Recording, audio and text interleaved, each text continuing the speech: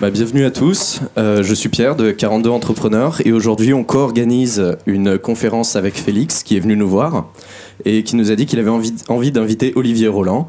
Et donc je vais laisser Félix présenter Olivier Roland. Donc juste 2 mots sur 42 Entrepreneurs. Nous on organise des conférences, des meet-up, on organise le Side Project Club. N'hésitez pas à plus vous renseigner sur 42 Entrepreneurs si l'entrepreneuriat vous intéresse. Donc voilà, Félix. Ouais. Donc bonjour à tous. Moi en fait, l'idée d'inviter Olivier Roland, ça venait d'un post que j'avais fait sur le forum en vous disant qu'inviter des personnes inspirantes et motivantes, ça pourrait être vachement bien. On avait pensé sur le forum à Philippe Bloch, à Olivier Roland. Et du coup, je me suis lancé et grâce à 42 Entrepreneurs qui m'ont vachement aidé pour inviter Olivier, Olivier est là aujourd'hui et il va vous faire une conférence. Voilà. En quelques mots, moi j'ai découvert Olivier Roland sur YouTube d'abord, parce que maintenant il a une chaîne YouTube très suivie. Et petit à petit, je me suis intéressé à tous ses travaux. Il a fait un blog, donc des livres pour changer de vie, qui est très inspirant aussi. Et il a écrit un livre récemment qui a eu un grand succès, et que je vous conseille, qui est vachement bien, qui est un condensé de plein de méthodes et d'idées dans la vie, pour être entrepreneur, sur l'éducation et sur l'entreprise en général, qui s'appelle « Tout le monde n'a pas eu la chance de rater ses études ». J'imagine que vous en avez entendu parler. Voilà. Merci. Super. Donc bonjour à tous. Donc pourquoi oser lancer son entreprise quand vous êtes étudiant? Alors, on est en petit comité, on est 100, quelque chose comme ça. Donc, je vais faire en sorte que ça soit au maximum interactif et vous solliciter de temps en temps. Déjà, qui ici a déjà créé une entreprise? Ah, quand même, 3 personnes. OK, 4, 5. Qui a toujours une entreprise aujourd'hui? Waouh, super, c'est intéressant. Qui a déjà créé un petit business, genre stand de limonade ou vendre des trucs à l'école, tout ça? Ok, donc vous avez déjà fait l'entrepreneuriat expérimental à votre échelle, c'est déjà quelque chose. Qui se dit que ça serait quand même sympa qu'il crée sa propre entreprise dans les années à venir? Ok, waouh. Bon, ça ne m'étonne pas, il y a une raison quand même pour laquelle vous êtes là aujourd'hui. Donc il ne faut pas que je m'approche trop d'ici. Ok, donc déjà, avant de savoir pourquoi c'est intéressant de créer son entreprise quand on est étudiant, il faut déjà répondre à la question, pourquoi être entrepreneur plutôt que salarié? Et aujourd'hui, je vais vous donner 10,5 raisons, et pas une de moins, pour lesquelles c'est intéressant, même important, d'être entrepreneur plutôt que salarié. Et la toute première, c'est déjà l'expérience. Parce que c'est vrai que être employé, ça permet d'avoir de l'expérience. Il n'y a pas un petit écho là? Ouais. En régie, je ne sais pas si vous pouvez régler ça. Du coup, je vais essayer de me mettre genre là. Donc oui, être employé, ça permet d'engranger l'expérience. C'est mieux ici. Mais quand vous démarrez votre entreprise, quand vous êtes entrepreneur, vous acquérez de l'expérience de manière beaucoup plus rapide, et ce, pour plein de raisons. Déjà, la première, c'est que vous êtes à la fois au four et au moulin. Quand vous créez votre boîte, vous ne devez pas simplement être bon techniquement dans ce que vous faites. Vous ne pouvez pas juste être un bon développeur, par exemple. Qui a une idée des compétences qu'il faut acquérir en tant qu'entrepreneur, on va dire des domaines dans lesquels il ne faut pas être trop nul pour que l'entreprise fonctionne bien? Allez-y. Ouais, vas-y. Marketing. Marketing, ouais. Quoi d'autre? Communication, ouais. Leadership, ouais, complètement. Comptabilité, c'est quelque chose qui se délègue, mais bon, il faut comprendre effectivement les bases. Le côté légal, administratif. Voilà, tout ce qui est administratif. Résolution de problème, voilà. Bon, vous avez compris, c'est le fait d'être entrepreneur, tout de suite, ça fait que vous êtes multicasquette. Et vous ne faites pas ça juste pour le fun, c'est une obligation. Et du coup, ça vous donne un point de vue sur l'entreprise qui est beaucoup plus large que tous les postes d'employés que vous pourrez jamais imaginer. Alors, sauf si, bien sûr, votre travail d'employé, c'est de diriger une entreprise. Ça existe, ça existe. Mais disons que quand vous démarrez, c'est compliqué, quand vous sortez de l'école, d'être embauché en tant que CEO d'une grosse boîte. Je pense que vous êtes d'accord. Par contre, créer votre boîte, c'est à votre portée. Donc, vous avez cette vision plus large Et vous acquérez une compétence de base dans chacun des domaines qui est important pour votre entreprise. Ça va être des compétences qui vont vous accompagner toute votre vie. Et qui, même si après vous décidez de revenir à une carrière de salarié, sera un atout énorme par rapport à vos collègues qui, eux, ont suivi le chemin classique. Ensuite, créer votre entreprise, c'est vraiment une extraordinaire manière de rencontrer des gens passionnants. Bien sûr qu'en tant qu'employé, on peut rencontrer des gens passionnants. Mais quand vous créez votre entreprise, quand vous êtes entrepreneur, vous rencontrez des gens que vous n'auriez jamais rencontrés sinon. Vous allez rencontrer des personnes qui sont dans la même démarche que vous, qui sont dans une démarche de création d'entreprise. Vous allez rencontrer des entrepreneurs qui vont être ravis, pour la plupart, de partager leur expérience, de vous donner des conseils, de se rappeler des erreurs qu'ils ont faites pour que vous ne les commettiez pas. Vous allez rencontrer des gens qui sont prêts à vous accompagner parce qu'ils savent que c'est les créateurs d'entreprises qui créent en grande partie la richesse d'un pays. J'ai personnellement arrêté l'école à 18 ans et j'ai créé ma première boîte dans la prestation informatique et le développement logiciel à 19 ans. Et je peux vous dire que j'aurais jamais pu faire ça si je n'avais pas été accompagné par tout un réseau d'accompagnement qui existait dans ma ville. Moi, je viens de Lille à la base. Et voilà, je veux dire, passer du statut de lycéen à celui de chef d'entreprise, c'est compliqué. Et c'est en me mettant en marche dans ce projet et en allant rencontrer toutes les personnes qui pouvaient m'aider que j'ai réussi à développer des compétences nécessaires pour créer ma boîte à 19 ans. Et toutes ces personnes que j'ai rencontrées ont été fascinantes, impressionnantes. J'ai rencontré des gens à la chambre de commerce, dans les banques, dans des associations d'accompagnement, des entrepreneurs, des gens de tout horizon qui étaient unis quelque part dans un seul but, celui de m'aider à créer ma boîte. Quand vous créez votre boîte, vous allez avoir plein de personnes qui se rejoignent un petit peu dans votre mission et qui vont vous aider, tout simplement. Parfois bénévolement, parfois en échange d'autres choses. Et c'est un formidable accélérateur d'apprentissage, d'expérience. L'application immédiate. Ce qui est intéressant quand vous avez votre boîte, c'est que tout ce que vous apprenez et qui est directement utile dans votre boîte, vous allez pouvoir le mettre en pratique directement. À qui c'est déjà arrivé d'apprendre quelque chose a priori d'intéressant et de l'oublier à force de ne pas l'utiliser? Donc ça, c'est pour voir qui ne suit pas, parce que, en gros, ça arrive à tout le monde. En fait, les études montrent qu'on oublie 80% de ce qu'on a appris et de ce dont on ne se sert pas au bout de quelques jours. Voilà ce que c'est d'apprendre des choses théoriques qui ne servent pas concrètement. Quand vous avez votre boîte, vous ne faites pas juste d'apprendre des connaissances théoriques, vous transformez ces connaissances théoriques en compétences en les appliquant dans votre entreprise. Et ça fait toute la différence à terme. Quand vous êtes entrepreneur, vous êtes ultra motivé, normalement. Je veux dire, si vous n'êtes pas ultra motivé quand vous créez votre boîte, il y a un problème à la base. Vous avez vraiment, vraiment, vraiment envie que votre projet aboutisse. Et du coup, ça va faire quelque chose d'assez incroyable pour la première fois que vous allez le vivre. C'est que vous allez vraiment avoir envie de tout donner, profondément au fond de vous. Et ça va vous permettre de vous révéler à vous-même. Je vais vous raconter une anecdote rigolote. Donc, je vous ai dit que j'ai arrêté l'école à 18 ans, puisque j'ai arrêté après une première littéraire. Et cette dernière année, j'étais convoqué par le directeur de mon lycée. Donc, vous imaginez, de manière très solennelle, dans son bureau, il me dit « Olivier, asseyez-vous, il faut qu'on parle. » Vous voyez. Je suis d'accord. Il me dit « Voilà, vous êtes tellement démotivé que vous démotivez les profs. » Il y a des profs qui ne veulent plus aller faire cours quand vous êtes dans la salle de classe. Ils imaginent, alors moi j'ai fait « Waouh, quand même, j'ai atteint un niveau pas mal là. » Et c'est vrai, vous m'auriez vu à l'époque dans la salle de classe, j'étais affalé comme ça sur ma table. Et voilà, j'avais tellement peu de motivation que j'aspirais l'énergie des autres. C'était mon niveau. Et ce qui est incroyable, c'est que quelques mois plus tard, j'étais dans mon projet de création d'entreprise. Et là, j'étais plus du tout le même homme. J'étais complètement... J'avais le feu sacré, j'étais ultra motivé. J'avais tellement envie de réussir mon projet que je voyais une montagne en face de moi, je fonçais dedans, je faisais un trou dedans. Et ce qui est fou, c'est qu'il n'y avait que quelques mois d'écart entre le Olivier qui était affalé sur son bureau et qui démotivait les profs, et le Olivier qui avait le feu sacré et qui était inarrêtable. Et quand je dis que j'étais pas le même homme, en fait j'étais le même homme. La seule différence, c'est que je m'étais lancé dans un projet qui me tenait à cœur, qui était challengeant pour moi, qui était difficile à réaliser et que j'avais extrêmement envie de réussir.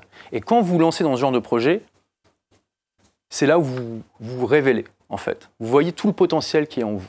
Parce que, je veux dire, vous m'auriez vu à l'époque affaler sur ma table, vous n'auriez sans doute pas parié un centime sur mon avenir. Et sans doute que moi non plus, je n'aurais pas parié un centime sur mon avenir. Mais votre niveau de motivation et d'énergie actuelle n'a rien à voir avec celui que vous aurez quand vous vous lancerez dans un projet qui vous tient vraiment à cœur et qui est difficile pour vous. Et ça aussi, c'est une extraordinaire manière d'apprendre. Et quand vous avez votre boîte, il n'y a pas de choix. Il faut qu'elle marche. Vous n'allez pas vous mettre dans une démarche de création d'entreprise pour vous dire, bon, bah, si je me plante au bout de 6 mois, ce n'est pas grave. Vous allez tout donner. D'ailleurs, petite parenthèse, on dit souvent que c'est important de considérer l'échec comme quelque chose d'intéressant, comme une bonne expérience. Et c'est vrai, mais il ne faut pas tomber non plus dans le travers extrême qui est de dire, bon, bah, c'est pas grave, si je me plante, ça me fera une bonne expérience. Vraiment, quand vous créez votre boîte, il faut tout donner, il faut tout faire pour ne pas réussir. Il faut échouer malgré vous. Malgré vous. Et quand vous êtes dans une démarche comme ça, vous n'avez pas le choix, pareil. Tout ça, ça crée de la motivation. Ça vous met dans une sorte d'état de... Votre cerveau va être en mode moteur de recherche, en fait. Il va chercher en permanence des connaissances, des contacts, des choses intéressantes que vous allez pouvoir appliquer dans votre boîte pour la faire réussir. Et pareil, ça augmente beaucoup plus rapidement votre expérience. Donc, pour résumer, oui, quand on est salarié, on peut développer son expérience, c'est évident, mais quand vous êtes entrepreneur, ça va beaucoup plus vite. Et donc très vite, enfin en tout cas beaucoup plus vite, vous devenez une meilleure version de vous-même, en fait. Alors, deuxième raison, le diplôme. Donc je suis très heureux de vous montrer ici le magnifique diplôme que j'ai eu à l'école, puisque je suis titulaire d'un magnifique bac-2. Bon, c'est pas exactement celui-là, mais vous avez compris l'idée. J'ai un bac-2. Voilà, j'ai arrêté avant le bac. Le seul vrai diplôme que j'ai, c'est le brevet des collèges. Je ne sais même pas si on peut dire que c'est un diplôme d'ailleurs. Et ce qui est incroyable, donc j'ai géré cette entreprise d'informatique et développement logiciel pendant 10 ans, que j'ai revendue après sous forme de 3 portefeuilles clients. Et je vais vous dire quelque chose. Jamais en 10 ans, un seul client m'a demandé quel était mon diplôme. Ce n'est jamais arrivé. Jamais. Et pourtant, j'ai géré des parcs informatiques qui n'étaient pas des petits parcs informatiques. Un des clients de l'entreprise, c'était les filiales commerciales de Peugeot-Cian dans le Nord. Donc, on gérait, vous voyez, tous les grands magasins avec les voitures qui étaient là en vente, l'atelier mécanique. On parle de parcs de 150 postes. Et vous imaginez que si une erreur était commise qui mettait out le réseau ou le serveur, ça pouvait se chiffrer en dizaines, en centaines de milliers d'euros de pertes par jour. Je gérais ce parc informatique avec mes employés. Jamais Peugeot ne m'a demandé mon diplôme. Et ça, c'est intéressant. Ici, à 42, j'ai compris que vous n'allez pas avoir de diplôme à la fin de votre cursus. Et peut-être que pour certains, vous dites que c'est compliqué pour certains postes d'avoir le même poste ou le même salaire que d'autres qui ont les mêmes compétences mais qui ont un diplôme pour le prouver. Quand vous créez votre boîte, c'est une manière de hacker ça. Il y a cette tradition pesante, extrêmement présente encore aujourd'hui, qui font que les employeurs, c'est à peu près la première chose qu'ils vont regarder, qu'ils vont vous demander. Quel est votre diplôme? Quand vous avez votre boîte, très très peu de personnes vont vous demander, voire personne. Parce que, alors, c'est intéressant de se poser la question de pourquoi. Pourquoi, par exemple, Peugeot m'a jamais posé de question. Si j'avais postulé pour un poste de responsable informatique chez eux pour exactement la même chose que j'ai fait en tant que prestataire, c'est évident que c'est la première chose qu'ils m'auraient demandé. Et d'ailleurs, ils ne m'auraient sans doute pas embauché, étant donné que mon magnifique bac-2 qui est là. Déjà, je pense que c'est sûr qu'il y a une différence entre employer quelqu'un et prendre un prestataire. On peut plus facilement virer un prestataire, il y a cette idée de souplesse, donc les entreprises sont un peu plus relaxes par rapport à ça. Mais il n'y a pas que ça. Il y a vraiment une sorte de tradition de fait que, de toute façon, ça ne se fait pas. Ce n'est pas poli de demander à un prestataire quels sont ses diplômes. Donc, les gens ne le font pas, tout simplement, et ils vous jugent sur pièce. Parce que, quelque part, un employé, il y a une période d'essai. On voit très vite si quelqu'un n'est vraiment pas compétent. On peut même le voir à l'entretien d'embauche. Donc, à part dans certains domaines réglementés, comme évidemment la médecine, ou si vous voulez être notaire ou avocat, où là, effectivement, il vous faut un diplôme pour pouvoir exercer en tant qu'entrepreneur, la très très grande majorité des domaines, c'est un formidable hack de créer votre boîte. Et juste pour l'anecdote, donc 32 des 100 entrepreneurs les plus riches de la planète, les milliardaires, n'ont pas de diplôme. C'est la catégorie la plus importante des 100 entrepreneurs les plus riches. La deuxième, c'est ils ont des diplômes d'ingénieurs. Et c'est juste en troisième des gens qui ont des diplômes dans le business et la finance. Intéressant. Alors, troisième raison, le salaire. Alors, si pour vous, l'argent, c'est pas important, et que vous êtes salarié, c'est absolument parfait, puisque être salarié, c'est la pire manière au monde de gagner de l'argent. Mais juste la pire. Pourquoi? Eh bien, tout simplement parce que vous échangez ce que vous avez de plus précieux, votre temps, contre de l'argent.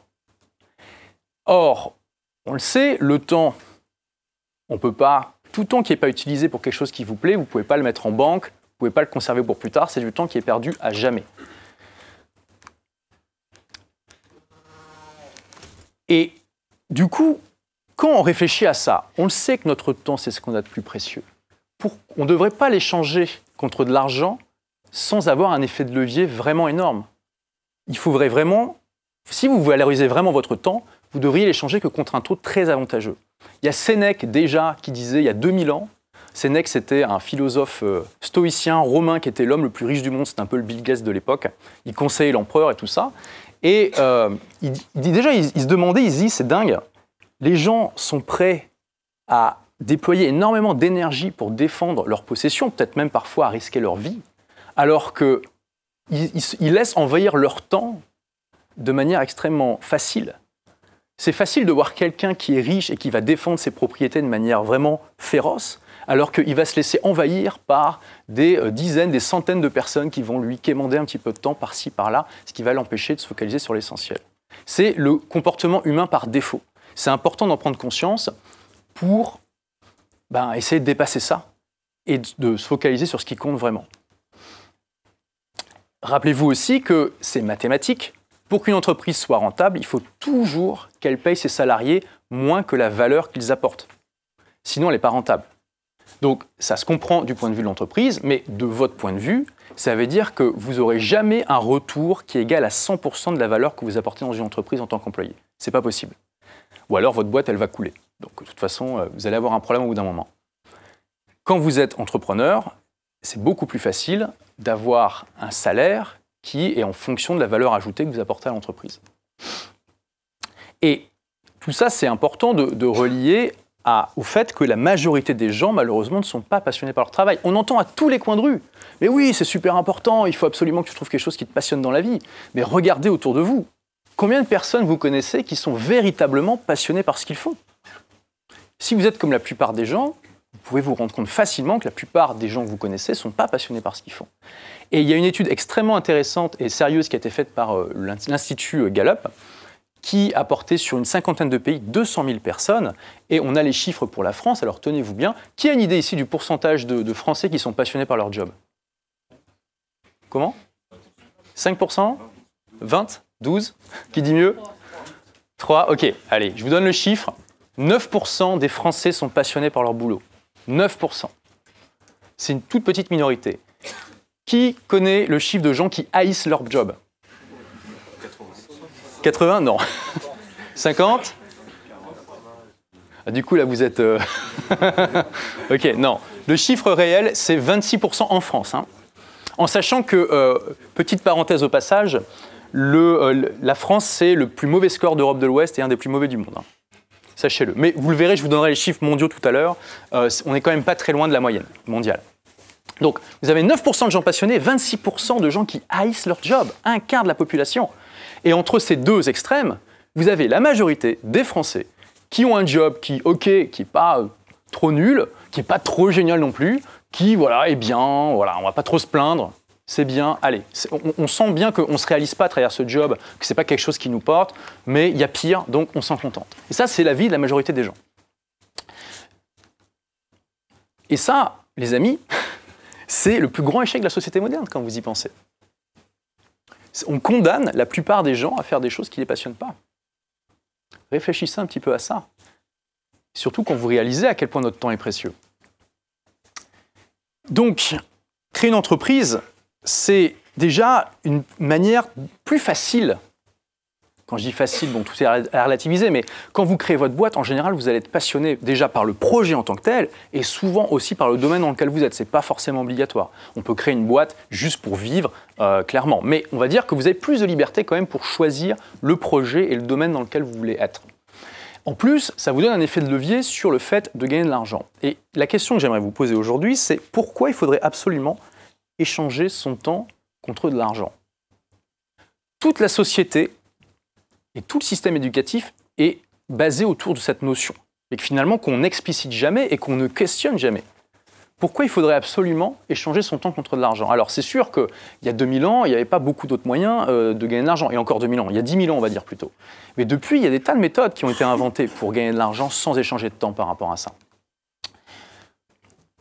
Pourquoi vous ne pourriez pas gagner de l'argent en dormant par exemple? Ou pendant que vous êtes en train de faire un safari en Afrique, ou du ski à la montagne, qui sait que ça plairait? Ok, il y a quand même la moitié de la salle qui préfère échanger son temps contre de l'argent. Ok. Je vous donne un cas classique, juste pour bien illustrer ça. Après, je vous donnerai un exemple plus entrepreneurial. L'immobilier. Vous achetez des biens immobiliers. Une fois que vous avez remboursé l'emprunt, vos loyers, ça constitue une source de revenus passif.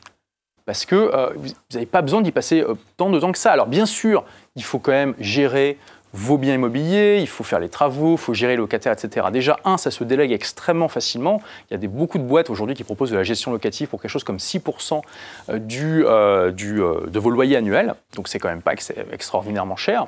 Et vous avez quand même un effet de levier énorme. J'ai interviewé sur ma chaîne YouTube Stéphanie Milot, qui est une Québécoise de 44 ans, qui aujourd'hui a un parc immobilier de 97 appartements au Québec. Imaginez l'effet de levier extraordinaire qu'elle a. Et je veux dire, c'est impressionnant. Et je dis, c'est un petit bout de femme, comme ça. Et je dis pas ça de manière péjorative, au contraire, c'est pour montrer que c'est à la portée de, pas de n'importe qui, mais en tout cas des gens qui se bougent les fesses. Oui, en fait, elle a créé un business à 20 ans, ce qui lui a suffi pour mettre un petit peu d'argent de côté, donc c'était dans les années 90, c'était 20 000 $ canadiens qu'elle a mis, et ça a suffi pour faire l'apport pour son premier bien immobilier.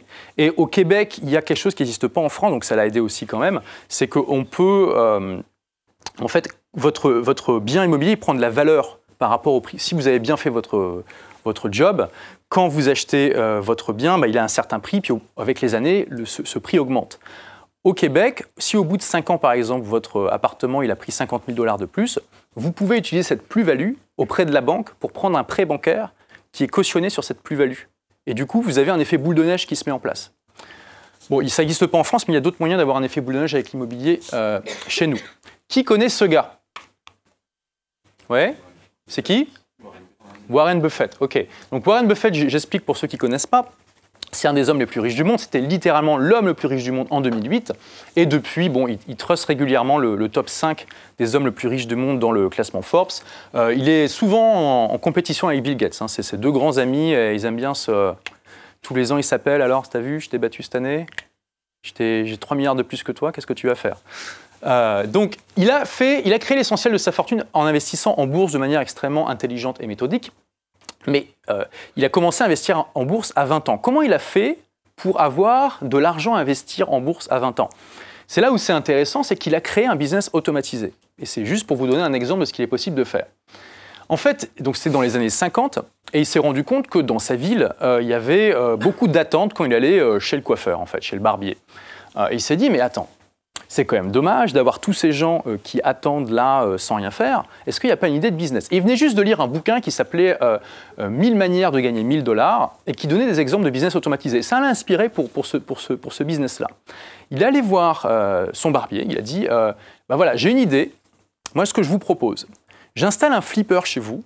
Comme ça, les gens qui attendent, plutôt que de rien faire, de regarder les mouches, ils vont pouvoir jouer et puis vous allez pouvoir gagner de l'argent. Le deal est le suivant. Moi, je vous amène la machine, vous payez rien, je m'occupe de l'entretien. Et toutes les semaines, je viens et on divise les bénéfices en deux. Proposition irrésistible. Pour le barbier, il n'y a absolument aucun inconvénient, en fait. Donc, il achète un flipper d'occasion 15 $. C'était des dollars des années 50. Au bout d'une semaine, il va revoir le barbier. Ils sortent les pièces. Il divise les pièces en deux et il se rend compte que sa part est de 15 $. Donc en une semaine, il a rentabilisé son investissement. Et bien sûr, 15 $ des années 50, c'est beaucoup plus d'argent que 15 $ d'aujourd'hui. Du coup, qu'est-ce qu'il fait? Il va voir tous les barbiers qu'il peut trouver en fait, dans sa ville et il installe 6 flippers dans sa ville qui lui rapportent toutes les semaines un salaire sans rien faire. Vous voyez un peu l'intelligence de ce genre de business. Et ce qui est intéressant, c'est que si jamais il y a un flipper qui tombe en panne, il n'y a même pas besoin de se prendre la tête à le réparer. C'est tout, il l'enlève, il en achète un nouveau à 15 $ et puis il le met, puis voilà, basta. Qui a une idée de l'idée qui lui a donné cette idée? C'est la méta-idée là. Qui a une idée de... Quand il a lu le bouquin, il est tombé sur des idées de business automatisé qui existent encore aujourd'hui. Quelqu'un a une idée de ce qui aurait pu l'inspirer à faire ça? Vous en voyez presque tous les jours. Non? Vous allez voir que quand vous commencez à vous intéresser à ce genre de business automatisé, vous allez en voir partout autour de vous. Vous allez vous rendre compte qu'il y a plein de gens super malins qui ont créé des effets de levier énormes entre leur temps et leur argent. Ce qui lui a donné cette idée, c'était de dire « Hey, une manière de gagner de l'argent, c'est que tu achètes une balance où on met des sous pour se peser, tu le mets dans un lieu public. » Qui a déjà vu ça? C'est rare aujourd'hui, mais ça existe encore. Aujourd'hui, c'est plutôt des balances indépendance-mètre où on met ses mains comme ça, il y a un faible courant électrique qui traverse notre corps et on a la mesure de notre taux de graisse. Qui a déjà vu dans des pharmacies des machines pour prendre sa tension? Où on met des pièces? Pareil. Ok, ça vous donne des idées? Est-ce que vous avez déjà vu d'autres business automatisés comme ça? Comment? Oui, laverie automatique, exactement. Les jumelles, ouais, exactement. Quoi d'autre? Je suis sûr qu'il y en a ici d'ailleurs. Voilà, machine à café, distributeur de boissons. Exactement. Alors bien sûr, ça demande quand même du travail. Hein. Il faut entretenir ces machines. Si c'est des distributeurs de boissons, il faut les recharger de temps en temps. Mais c'est facilement délégable et vous avez un effet de levier énorme. Donc amusez-vous d'avoir ce petit moteur de recherche dans votre cerveau pour essayer de trouver un petit peu partout autour de vous ce genre de business automatisé. Et oui? Comment on négocie? Parce que, par exemple, être implanté dans une pharmacie, ça doit se négocier avec le pharmacien. Je pense que là, dans les pharmacies, c'est le pharmacien qui fait ça, en fait, tout simplement. Du coup, comment on faut négocier avec eux? C'est une bonne question, il faut aller voir. Quand je dis une place publique, toi, dans une gare, à mon avis, ça va être compliqué. Après, dans des centres commerciaux et tout ça, tout se négocie. Hein. Je ne suis pas en train de dire que c'est forcément un bon objectif à avoir de créer ce genre de business maintenant. Il y a déjà beaucoup de gens qui ont pensé à tout ça. C'est juste pour donner des exemples de ce qu'il est possible de faire. Qui sait ce que c'est, ce truc? Un moulin à eau? Non, c'est pas un moulin à eau. Ouais, c'est une roue, ok. C'est une roue à eau, ouais. Et ça sert à quoi? Non. Voilà. Regardez le détail ici. Je ne sais pas si j'ai un laser là-dessus. Ouais, vous voyez le laser? Ouais. Vous voyez ici, ça c'est des baquets. Ça s'appelle une noria. Et c'est effectivement une roue à eau, et elle a une fonction bien particulière. Je pense que c'est la machine la plus simple que vous pouvez voir comme roue à eau, en fait. Parce que ce n'est pas un moulin, ça n'alimente pas d'électricité. C'est juste, en fait, vous voyez, vous avez des baquets ici qui plongent dans l'eau hein, avec la roue. Donc le courant pousse la roue grâce aux palettes ici. Et qu'est-ce qui se passe? C'est que les baquets sont remplis automatiquement d'eau quand ils plongent dans la rivière. Et quand ils arrivent en haut ici, ils se déversent automatiquement là-dedans, dans ce petit réservoir. Et après, vous avez cette rigole qui va distribuer l'eau ailleurs, typiquement dans des champs, dans votre village, etc. Quelqu'un a une idée de quand ça a été inventé, ce truc? Comment? Oui, genre combien de temps? 100 ans, 200 ans? 5000? Ça fait 2300 ans. Ça a été inventé par des ingénieurs grecs. Donc ça fait longtemps qu'on essaie d'automatiser ce genre de truc. Imaginez avant d'avoir votre noria, tout le village, tous les jours, il doit se casser le dos à aller chercher des seaux d'eau à la rivière. Une fois que vous avez installé ça, certes, ça demande de l'entretien, mais beaucoup moins de travail que si vous devez vous casser le dos tous les jours pour aller chercher l'eau à la rivière. Donc il est possible de créer des business qui sont des norias. Ce n'est pas le cas de tous les business, et il est possible de créer des business qui ne sont absolument pas comme ça, mais ayez cette idée à l'esprit. Il est tout à fait possible de créer des business qui soient automatisés en grande partie comme ceci. Donc le but, c'est de dissocier le temps de travail de votre revenu. Et encore une fois, si on regarde la majorité des entrepreneurs, c'est absolument pas ce qu'ils créent. Déjà, il faut savoir que la majorité des entrepreneurs ne créent pas un business, ils créent un job. Donc ça, c'est le piège à éviter si vous voulez avoir une entreprise comme ça. On pourra en parler après plus en détail si vous voulez. Là, je vais continuer sur cette présentation, mais la plupart des entrepreneurs travaillent 60-70 heures par semaine et souvent, ils ont créé leur boîte pour être libres et indépendants et ils se rendent compte au bout de quelques années qu'en fait, ils se sont créés leur propre prison. Et ça a été exactement mon expérience avec ma première boîte.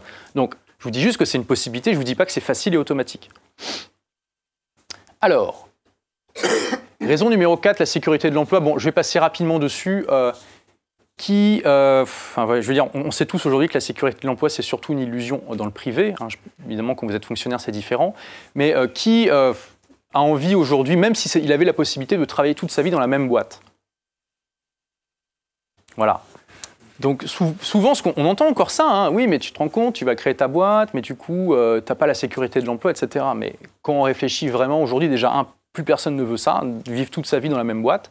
Et de toute façon, c'est une illusion. On sait bien que quand l'entreprise ne fonctionne pas, les employés, ce sont souvent les premiers qui sautent, tout simplement. Et ce qui est bien, quand vous avez votre propre entreprise, c'est qu'en général, à moins que vous soyez schizophrène, vous n'allez pas vous virer vous-même. Vous êtes d'accord avec moi? Après, si vous faites mal les choses, entre guillemets, et que vous retrouvez actionnaire minoritaire de votre propre entreprise, vous pouvez vous faire virer. C'est ce qui s'est passé pour Steve Jobs. Si vous voulez vraiment garder toujours le contrôle, assurez-vous de garder au moins 51% des parts. Et bien sûr, on peut se faire virer par ses propres clients. C'est-à-dire que si vos clients, à un moment, ils pensent que vous ne faites pas un bon produit à mon service, ils vont arrêter de vous payer et ils vont vous virer de cette manière-là. Mais au moins, vous n'allez pas vous virer vous-même. Alors, celui-là, il me tient particulièrement à cœur. J'aime beaucoup cette citation. Je ne sais plus qui l'a dit, c'est dans mon bouquin.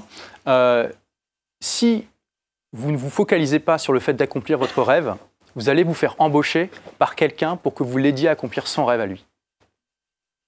Pensez à ça. Parce que si vous êtes employé, votre agenda, en gros, c'est ça. Et si vous avez quand même un rêve que vous voulez accomplir, vous avez ça dans votre emploi du temps pour bosser dessus. Et éventuellement votre week-end si vous êtes prêt à sacrifier vos week-ends. Pensez à ça. Alors, est-ce que c'est possible de bâtir son rêve juste avec cette plage horaire? Oui. Est-ce que c'est plus difficile que si vous avez tout le reste de l'agenda? Oui, c'est plus difficile. Qui reconnaît ça? Ouais, donc c'est le logo de quelle entreprise? SpaceX. Donc SpaceX, c'est une boîte qui a été créée par Elon Musk, le cofondateur de PayPal, le créateur aussi de Tesla et de SolarCity. Et SpaceX, sa mission affichée, c'est pas le petit truc de rien. Déjà, SpaceX est en train de disrupter complètement une industrie qui est extrêmement lourde et qui représentait presque le symbole de l'industrie qui n'est pas disruptable, à savoir l'industrie spatiale. Mais en plus, l'objectif de SpaceX à terme, c'est quoi? C'est de coloniser Mars et de la terraformer, d'en faire une seconde Terre. Waouh! Alors Elon Musk, il m'hallucine toujours. On peut avoir l'impression de faire plein de choses dans sa vie, puis on regarde ce que lui fait et on se dit mais qu'est-ce que je fous de ma vie, quoi. Et en même temps, il y a Tesla qui essaie de faire en sorte que tout le monde ait une voiture électrique d'ici 10 à 15 ans. Il est en train de disrupter l'énergie. Et là, il vient d'annoncer un nouveau projet Neuralink pour créer une interface homme-machine qui nous permette de commander des ordinateurs par la pensée. Voilà, ça, c'est ce que ce mec fait tous les jours. Bon, incroyable. Donc, pourquoi je vous montre ça? Parce qu'il y a parfois des rêves de quelqu'un d'autre qui peuvent vous enthousiasmer. Peut-être que vous aussi, vous dites « Waouh, c'est quand même un rêve qui a de la gueule. Moi, ça me plairait bien d'être employé chez SpaceX parce que oui, j'ai envie de contribuer au rêve d'Elon Musk, qui est aussi mon rêve finalement. Vous pouvez vous approprier le rêve de quelqu'un d'autre. Je ne suis pas en train de dire que c'est forcément négatif. Mais rappelez-vous ce que j'ai partagé. Vous vous rappelez de ce chiffre?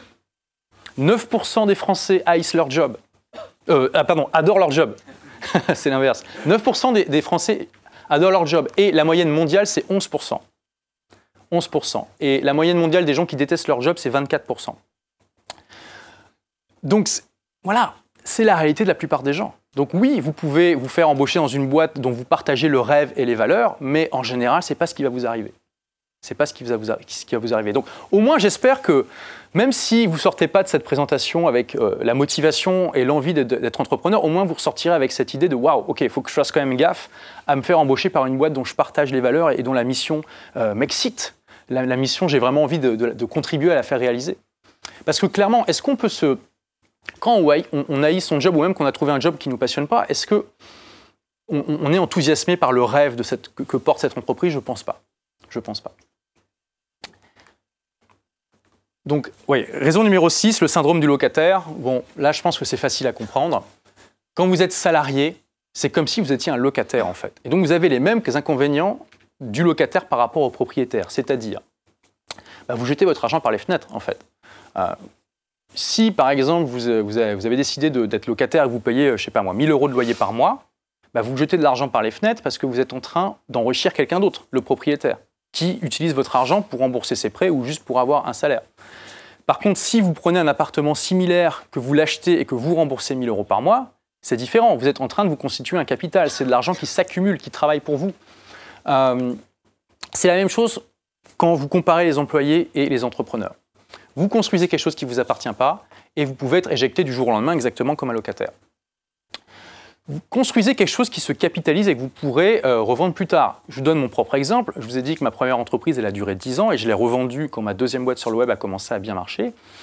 Clairement, mes employés ont contribué à la valeur qu'avait cette entreprise.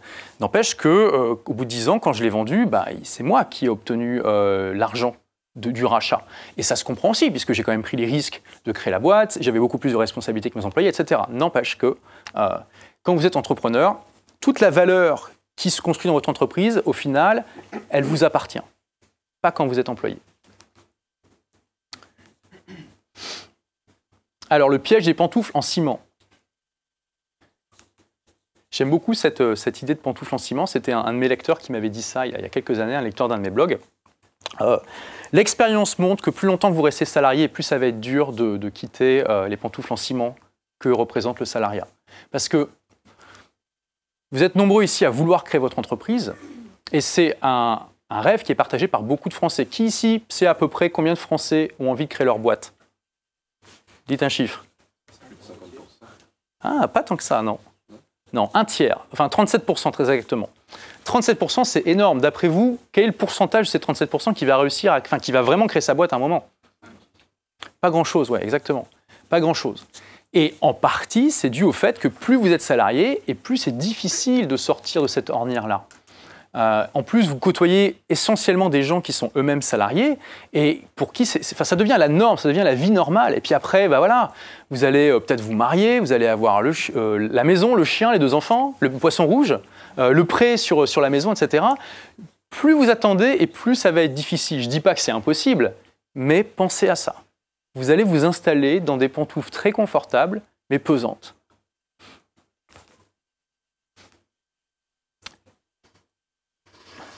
Créer son entreprise, c'est une aventure extraordinaire. Qui pense que c'est excitant quand même à faire? Que c'est quelque chose qui peut vraiment vous faire vibrer? Bon, j'ai pas besoin d'en rajouter sur ce point. C'est vraiment quelque chose qui est vibrant. C'est pas forcément facile de trouver un emploi qui nous fait vibrer, mais créer sa boîte, c'est presque garanti de vous faire vibrer. Enfin, si ça vous fait pas vibrer, je pense que c'est pas une bonne idée de vous lancer là-dedans à la base. Donc pensez à ça aussi. Ouais, j'aime bien celle-là. Les employés sont quand même des entrepreneurs. Quand vous réfléchissez du point de vue business, purement business, un employé, c'est un entrepreneur qui a un seul client et qui propose un seul produit. C'est tout. Votre client, c'est votre patron, ou votre entreprise, et votre produit, c'est votre temps. Et est-ce que c'est une bonne idée d'avoir une entreprise avec un seul client et un bon produit? Ça l'est pas. Parce que vous êtes tributaire, le moindre accroc avec ce client et ce produit, vous êtes dans la mouise, tout simplement. Donc pensez que être entrepreneur, ça vous permet de diversifier ça, tout simplement. Alors, ce point-là, ça peut être pertinent pour vous ou pas pour vous, en fonction de qui vous êtes. Mais votre couleur de peau, votre sexe, vos origines. Tout comme créer votre boîte, c'est un hack qui fait qu'on ne va pas vous demander votre diplôme, créer votre entreprise vous permet d'être moins discriminé. Je ne dis pas que ça supprime toutes les formes de discrimination, mais vous êtes moins discriminé. Parce que, encore une fois, les clients sont davantage à la recherche du bon produit ou du bon service au bon prix. Alors, bien sûr, si vous allez voir des clientèles vous-même, vous allez peut-être être discriminé par vos clients, c'est possible. Mais ça arrive moins. Et en particulier quand vous n'avez pas de contact directement avec les clients ou même que votre boîte est sur le web. Donc pensez à ça aussi. Pour certains d'entre vous, ça peut être un point important. Et la fameuse raison 10,5, c'est que malgré tout ce que je viens de vous dire, il y aura toujours plein de salariés. En fait, quand je partage ce genre de contenu dans des présentations, dans mon bouquin ou sur mes blogs, il y a souvent au moins une personne qui vient me voir et qui me dit « Ouais, mais Olivier, ok, ça a l'air génial ton truc, mais imagine, qu'est-ce qui va se passer si tout le monde devient entrepreneur? Il y aura qui va s'occuper des champs? Qui va produire les émissions de télé-réalité? Qui va s'occuper des petits chats? La civilisation va s'écrouler. » Et ça me fait toujours rigoler, parce que je donne en réponse cette analogie, je dis « Ok, imagine, tu as un pompier charismatique qui sait de quoi il parle et qui est vraiment passionné par son métier. Et il passe dans une émission de télé et vraiment son message c'est « Ouais, être pompier c'est génial, en plus ça sauve des vies, en plus ça apporte de la valeur à la société. Moi j'encourage tous les jeunes à être pompiers. » Et imaginez qu'à la fin de l'émission, il y a quelqu'un qui vient le voir, qui lui dit « Oh mais attendez, monsieur, c'est bien votre truc, mais imaginez, qu'est-ce qui va se passer si tout le monde devient pompier? Qui va s'occuper des champs? Qui va produire les émissions de télé-réalité? Qui va s'occuper des petits chats ?» Vous voyez, c'est complètement absurde quand on raisonne comme ça. La vérité, c'est que, quelle que soit la pertinence du fait d'être entrepreneur, c'est pas fait pour tout le monde. C'est pas fait pour tout le monde. Il y aura toujours plus de salariés que d'entrepreneurs. Et voilà, les salariés ont besoin des entrepreneurs, les entrepreneurs ont besoin de salariés. Donc, c'est pas quelque chose qui doit vous bloquer. Qui connaît The Family ici? Voilà, pour ceux qui ne connaissent pas, c'est un incubateur de start-up qui cartonne ici en Europe. Ils se développent à Paris, à Londres, à Berlin. Moi, je fais partie de leurs investisseurs. Ils ont beaucoup de points d'accroche avec l'école 42. Et ils ont, alors ce n'est pas leur slogan officiel, mais ils disent souvent ça, « Anyone can be an entrepreneur, but not everyone can be ». Ce qu'ils veulent dire par là, c'est que tout le monde n'est pas fait pour être entrepreneur, mais un entrepreneur peut venir de n'importe où. Un entrepreneur peut venir de la pire banlieue française défavorisée avec voilà, le background où vous avez l'impression que il est condamné à travailler à l'usine ou à faire du rap. J'exagère un peu quand je dis ça, mais voilà. Et ça, voilà, y a pas de, on ne peut pas deviner à l'avance si quelqu'un va être un bon entrepreneur ou pas. C'est une question d'état d'esprit et c'est aussi une question d'action, de mise en marche, de décision de l'être ou pas. Dans mes clients, il y a Matteo, qui aujourd'hui est une entreprise il a un label pour le coup dans le rap, mais bon, lui ne fait pas du rap en tant que tel. Et aujourd'hui, c'est une entreprise qui fait 2 millions d'euros par an, qui lui permet d'avoir une très bonne marge. Et lui, il travaille une dizaine d'heures par semaine, il voyage aux 4 coins du monde en permanence. Matteo, il est né dans une banlieue de Marseille très défavorisée.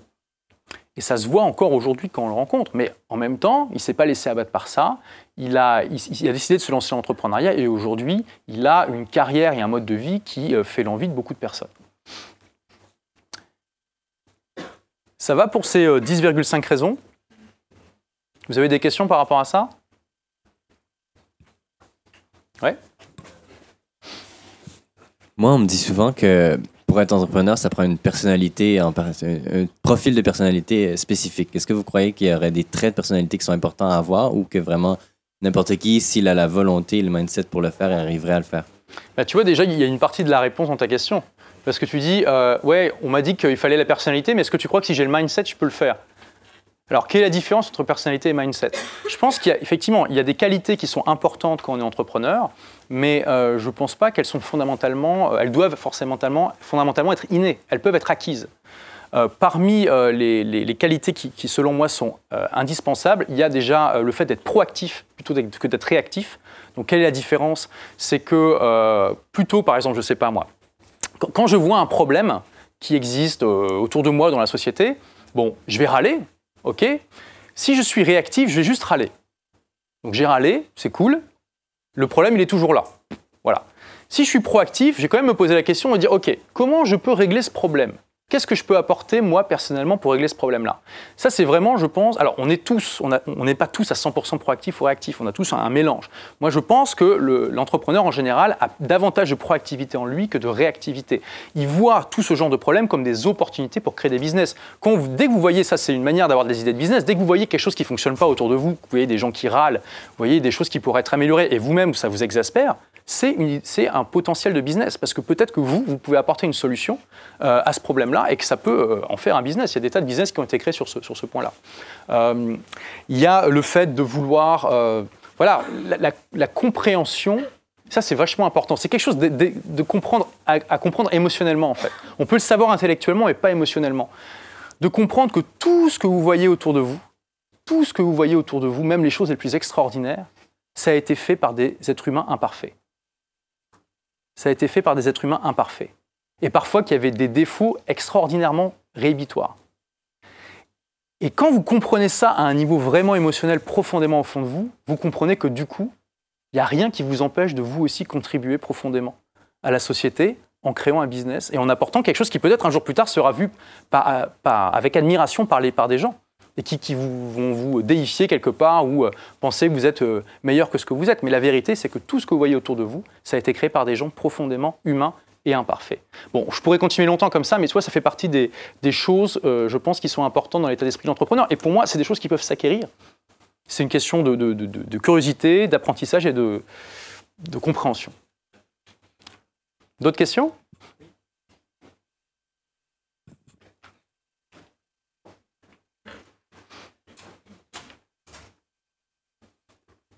Donc, si je comprends votre présentation, être entrepreneur, en résumé, c'est avoir un certain nombre de rêves qui impliquent d'être plusieurs et donc dans lesquels on va enrôler du monde et grâce auquel on va pouvoir, par un processus par lequel on va pouvoir capter du temps de ces gens, du temps et de l'argent d'autres gens. Et du coup, la question, c'est quoi la contribution d'un entrepreneur dans la société ? Ouais, c'est une bonne question. La contribution, on peut être entrepreneur et ne pas apporter une grosse valeur ajoutée à la société. Récemment, j'étais à Malte et j'ai rencontré un entrepreneur qui a tous les signes du succès, qui a gagné des millions d'euros en ligne et qui a une histoire qui est personnellement extrêmement inspirante, dans le sens où, pareil, il vient d'une banlieue, il s'est lancé, il ne connaissait rien, etc. Et quand on regarde juste ça, c'est très inspirant. Mais par contre, quand on regarde son business, ça l'est déjà beaucoup moins, parce que qu'est-ce qu'il a fait ? Il a fait des casinos en ligne.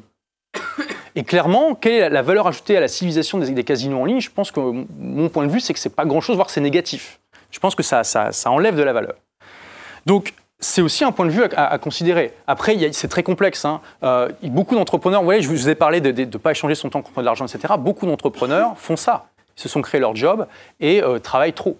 Donc, c'est quelque chose d'important, effectivement, à considérer. L'éthique, mais tu vois, moi je prends Steve Jobs ou Elon Musk par exemple, clairement, ce sont des gens qui, ou même Bill Gates, sont des gens qui ont apporté de la valeur ajoutée à la société. Alors on pourrait débattre sur la valeur ajoutée de Windows, clairement, mais, mais voilà. Après, il y a aussi une autre manière d'apporter de la valeur à la société, c'est d'utiliser l'argent que tu as gagné pour des choses caritatives qui font avancer l'humanité. Tu vois, même si tu dis, OK, mais Bill Gates, concrètement, il n'a pas apporté beaucoup de valeur parce que Windows, c'est nul.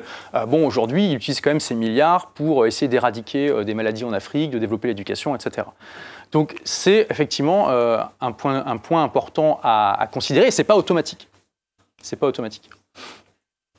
Non, tu me parles de Femini et qui investit là. Et en fait, ils ont une théorie d'entrepreneuriat qui n'est pas vraiment celle que tu présentes avec tes blogs. Il y a des tas de manières d'être entrepreneur. Moi, je vous donne mon approche en vous montrant aussi qu'il y a des tas de manières de le faire. Eux, ils sont vraiment dans on travaille 70 heures par semaine et on va créer la start-up qui va disrupter une industrie et qui va apporter beaucoup de valeur. C'est une possibilité aussi. Ouais. Mais n'empêche que quand tu réfléchis, même avec cet état d'esprit-là, tu as quand même ces effets de levier dont j'ai parlé par rapport au temps et à l'argent qui existent de toute façon parce que c'est intrinsèquement lié à l'entrepreneuriat, si tu le fais bien. Tu vois à quel moment c'est par expérience que tu t'es dit que tu étais mieux fait pour ce type d'entrepreneuriat-là Bah ça, c'est en fonction de ta personnalité, de tes propres réflexions, de ton chemin, tu vois. Et puis ça peut être quelque chose que tu fais pendant quelques années, puis après tu passes à une autre période de ta vie. L'idée, c'est que tu as cet effet de levier sur ton temps et ton argent que te donne une entreprise qui marche bien. Qu'est-ce que tu en fais de ce temps, en fait, et de cet argent ? Tu peux l'utiliser pour travailler davantage dans ton entreprise et essayer de l'augmenter. Tu peux l'utiliser pour avoir une meilleure qualité de vie. Tu peux l'utiliser pour te lancer dans un truc caritatif. Tu es libre. C'est ça l'intérêt. Après, à toi de voir comment tu utilises cette liberté-là et ces ressources. Tu vois ? Et il y a des tas d'écoles différentes par rapport à ça. Bon, je vais continuer parce que, donc, du coup, même si vous êtes convaincu qu'être entrepreneur, c'est génial, il y a quand même l'éléphant dans la pièce qui est que, OK, être entrepreneur, c'est génial, mais ça fait quand même super peur de créer sa boîte. Donc, qui connaît ici les chiffres d'échec des entreprises ? Quel est le pourcentage d'entreprises qui met la clé sous la porte dans les 3 ans ? 9 sur 10. Non. 9 sur 10 ? Non. Qui dit mieux ? Un tiers, exactement. Et au bout de 5 ans ? 2 tiers ? Non, vous n'avez pas d'idée ? OK, donc au bout de 3 ans, c'est un tiers. Et au bout de 5 ans, c'est la moitié. Il y a beaucoup de mythes autour de ça. Ce n'est pas la première fois que j'entends 9 sur 10. Donc, sachez déjà ceci. Donc, ça peut faire peur. On peut se dire, ah ouais, quand même, on a une chance sur 2 de se planter. Waouh. En fait, ce chiffre est souvent interprété comme, ça veut dire qu'au bout de 5 ans, on a une chance sur 2 de se planter, de vraiment avoir un échec. Mais c'est trop rapide en besogne de dire ça. Parce que, OK, il y a la moitié des entreprises qui ne sont plus là au bout de 5 ans. Mais pourquoi ? Quelle est la raison ? Et le truc, c'est que vous allez pouvoir chercher longtemps, c'est quasiment introuvable les raisons de pourquoi les entreprises arrêtent. Tout le monde s'arrête à ces chiffres-là alors qu'ils sont extrêmement superficiels. Donc, il y a d'autres personnes qui ont fait ce même constat et qui se sont dit, OK, il faudrait quand même enquêter là-dessus. Et donc, en 2003, il y a eu une enquête qui a été mandatée par le Sénat pour essayer de comprendre pourquoi les entreprises arrêtaient. Donc, ça veut dire qu'ils se sont intéressés aux entreprises qui ont été créées en 1998. Donc, ça commence à dater. Mais sachez que les chiffres de cessation, d'arrêt, etc. sont vraiment stables d'une année à l'autre. Ça varie toujours de quelques pourcents, mais c'est toujours à peu près un tiers au bout de 3 ans, à peu près la moitié au bout de 5 ans. Donc, on peut penser que les autres chiffres sont stables eux aussi. Donc, ils se sont intéressés aux raisons. Alors déjà, c'est intéressant. Donc, sur ces 52%, donc en 2003, il y avait 52% des entreprises créées en 1998 qui avaient arrêté. Donc, 14%, donc sur les 100%, hein, ce n'est pas 14% de 52%, c'était arrêté pour des raisons favorables. Ah, déjà, c'est intéressant. Et 38% étaient des échecs. Déjà, on diminue. C'est plus 1 sur 2, c'est un peu plus d'1 sur 3. C'est déjà un peu plus rassurant. Alors, au niveau des raisons favorables, on a 4%, donc encore une fois, c'est donc 4 sur les 10, hein, qui avait une situation favorable. Donc création d'une autre entreprise, changement de catégorie juridique, départ en retraite, une raison voilà, qui était vraiment positive. 10%, c'était un arrêt qui n'avait rien à voir avec la viabilité de l'entreprise en tant que telle. Donc raison personnelle pour presque la moitié. Ils mettent des gens qui avaient juste créé une entreprise pour des raisons administratives, mais qui n'avaient aucune envie d'en faire une véritable entreprise, etc., etc. Le décès pour dans une petite partie. Et intéressons-nous maintenant aux échecs.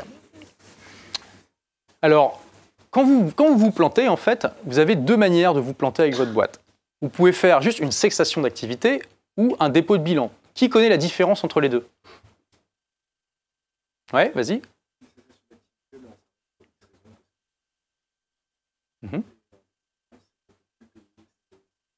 Voilà. En gros, c'est ça. Donc, effectivement, cessation d'activité, vous décidez d'arrêter votre boîte pour X raisons. Ça peut aussi parce que vous voyez que ça ne marche pas. Hein. Et dans ce cas-là, bah, voilà, vous payez vos dettes si vous en avez et vous arrêtez la boîte et éventuellement, vous pouvez repartir avec un petit pécule s'il y a de quoi. Le dépôt de bilan est très différent. C'est quand la boîte a des dettes qu'elle ne peut plus payer et que du coup, vous êtes étranglé. Dans ce cas-là, qu'est-ce que vous faites ? Vous allez voir le tribunal de commerce, vous dites voilà, je ne peux plus payer mes dettes, je veux faire un dépôt de bilan. Donc là, le juge, en gros, il peut choisir 2 choses. Soit il va décider de vous mettre un petit peu sous tutelle pendant un certain temps, il va mandater je ne sais plus comment ça s'appelle, enfin quelqu'un qui va gérer votre boîte pour vous, qui va vous aider, etc. Et pendant ce temps-là, vos dettes sont gelées, donc ça peut vous permettre de mettre la tête en dehors de l'eau. Soit il va dire, bon, bah, de toute façon, l'activité, elle est pas bonne, donc on va arrêter la boîte. Et du coup, bah, il va vendre tous les actifs de l'entreprise s'il y en a et rembourser les fournisseurs si possible, en sachant que c'est les employés et l'État qui sont prioritaires. Donc il y a déjà une grande différence entre cesser son entreprise et faire un dépôt de bilan. Vous voyez que quand on regarde concrètement le pourcentage d'entreprises qui ont fait un véritable échec, c'est-à-dire un dépôt de bilan, on est déjà à 15% du total des entreprises créées. Qui pense que c'est rassurant quand même par rapport au chiffre d'1 sur 2 ? Voilà. Et ça, personne ne vous en parle de ça. Personne ne vous en parle. Donc la prochaine fois que quelqu'un vous dit « Ouais, il y a 9 entreprises sur 10 qui se plantent au bout de 3 ans », tu dis « Attends, calme-toi, je vais te montrer un petit peu comment ça se passe. » Alors, au niveau des dettes, donc 61% des gens qui arrêtent leur boîte n'ont aucune dette, et 39% ont une dette en moyenne de 8 à 9 000 euros. Et pour ceux qui font un dépôt de bilan, la dette est un peu plus élevée, puisque pour 2 tiers d'entre eux, elle est d'environ 11 000 euros. Alors, 8, 9 000, 11 000 euros, on est d'accord, c'est casse-pied à rembourser. Mais franchement, est-ce que vous pensez que c'est insurmontable à rembourser comme dette ? Non. Alors bien sûr, c'est une moyenne. Il y a d'énormes disparités. Vous pouvez retrouver avec 5 euros de dette ou avoir 100 000 euros de dette. Ça peut arriver, ça peut arriver. Mais quand vous voyez concrètement vos risques d'avoir une vraie dette importante, en gros, vous avez 10% de chance quand vous créez votre boîte, puisqu'on prend 2 tiers de 15%, hein, 10% de chance d'avoir une dette en moyenne de 11 000 euros. Qui pense que c'est quand même rassurant ? Bien sûr, il faut bien faire les choses. Hein. Ce n'est pas pour autant que vous dites « Ok, bah, si c'est ça, c'est bon, je peux y aller à fond et tout ça. » Il faut être prudent. Ensuite, ce qui est intéressant, c'est de voir ce qui se passe une fois que les entrepreneurs ont arrêté leur boîte. Qu'est-ce qui leur arrive en fait ? Donc, ils ont regardé ce qui s'est passé 1 an et demi après leur arrêt. Et 70% de ces entrepreneurs sont en activité. En général, ils ont repris un emploi, tout simplement. 2% sont en formation et 28% sont sans activité. Alors, ça peut paraître beaucoup. Quand on regarde les raisons les caractéristiques socio-démographiques de ces 28% qui sont sans activité, en fait, la plupart sont des gens qui avaient créé leur boîte à la base parce qu'ils avaient 55 ans ou plus, voire parfois 50 ans ou plus, et qu'ils avaient du mal à trouver un job en fait. Donc ils ont créé leur boîte parce que pour eux, c'était la seule manière de créer leur job. Donc du coup, forcément, quand ils arrêtent, ils se retrouvent dans la même situation qu'avant, à savoir c'est difficile pour eux de trouver un job. Pour des gens intelligents et formés à l'école 42 comme vous, je pense que ça posera pas trop de problème de retrouver un job juste après votre arrêt d'entreprise si vous êtes arrivé là. Donc je peux vous partager tous les chiffres du monde, ça reste du savoir intellectuel. Au bout d'un moment, il n'y a pas d'autre choix. Vous allez devoir avoir peur et le faire quand même. Parce que vous pouvez vous rassurer tout ce que vous voulez avec des success stories et des chiffres comme ça, vous allez quand même ressentir la peur et c'est normal. Qui a déjà sauté en parachute ici? Waouh, faudrait le faire les gars, hein, c'est super intéressant. Donc voilà, je veux dire, vous sautez en parachute, c'est quand même impressionnant. Vous avez le moniteur derrière vous la première fois, donc ça rassure un peu quand même. Mais voilà, vous êtes dans un avion, c'est quand même une petite carlingue, quoi. C'est un truc qui vibre tout le temps et tout ça. Vous approchez et là, vous avez des milliers de mètres de vide en dessous de vous, quoi. Vous êtes waouh, qu'est-ce que j'ai fait là, quoi? Pourquoi j'ai signé dans ce truc? Et là, vous vous jetez dans le vide et c'est un truc mais hallucinant, quoi. Ça fait super flipper, mais ça fait peur. Mais en même temps, c'est extraordinairement excitant. Et après, vous êtes super heureux de l'avoir fait, ça vous fait des bons souvenirs. En plus, vous avez mis la GoPro là sur la tête et ça vous fait un super film. Donc, c'est la même chose avec l'entrepreneuriat. Au bout d'un moment, c'est comme pour tout. La peur, elle disparaît pas à force de regarder des chiffres. La peur, elle disparaît quand vous avez fait quelque chose et que vous vous êtes rendu compte que vous n'êtes pas mort, en fait, tout simplement. C'est ça. Je veux dire, rappelez-vous, on avait même peur de marcher, de faire du vélo sans les petits trous quand on était petit. Aujourd'hui, on en rigole. Mais nos parents auraient pu nous dire tout ce qu'ils voulaient. Si on n'avait pas fait cette action-là, on aurait peut-être encore peur aujourd'hui. Aujourd'hui, il y a des gens qui ont peur de nager. Peut-être qu'il y en a dans cette salle. Et voilà. Donc, ayez peur et faites-le quand même. C'est la meilleure manière de supprimer la peur. Alors, le bon état d'esprit pour créer en étant étudiant. En fait, il y a deux grandes écoles dans l'entrepreneuriat au niveau des risques qu'il faut prendre. Et pour ça, pour bien vous faire comprendre ça, on va remonter un petit peu dans le temps. On va s'intéresser un petit peu à ce charmant monsieur, Agathocle, qui en fait était un tyran de Syracuse. Donc en moins 310 avant Jésus-Christ, il dirigeait donc la ville de Syracuse et le royaume en fait jaune qui était ici. Donc quand je dis royaume, c'est très optimiste parce qu'en fait c'était une alliance de villes-États plus ou moins indépendantes qui lui avaient plus ou moins prêté allégeance. Et Agathocle, comme il était quand même très ambitieux, il n'a rien trouvé mieux que de déclarer la guerre à Carthage qui avait tout le truc en bleu ici. Le mec, il n'avait pas froid aux yeux quand même. Hein. Waouh! C'était un petit peu le start-upper de l'époque, quoi. Donc, malheureusement pour lui, bon, on aurait pu s'y attendre, ça ne se passe pas très très bien, sa guerre avec Carthage, et du coup, il se retrouve carrément assiégé à Syracuse. Donc Agathocle, il n'a pas froid aux yeux, il se dit, ok, bon, puisque c'est comme ça les gars, on va faire un truc, on va prendre les bateaux, et enfin notre flotte, on va carrément aller attaquer la capitale. Voilà, on part pendant la nuit, pendant que les Carthaginois ne regardent pas trop ce qu'on fait, on utilise le brouillard et on va attaquer la capitale pendant que les mecs sont encore en train d'assiéger notre ville. Vous imaginez un petit peu l'audace, c'est un peu comme si les Américains assiégeaient Cuba et Cuba se disait « Ok, bon, on va attaquer Washington, c'est parti les gars, c'est la fête ».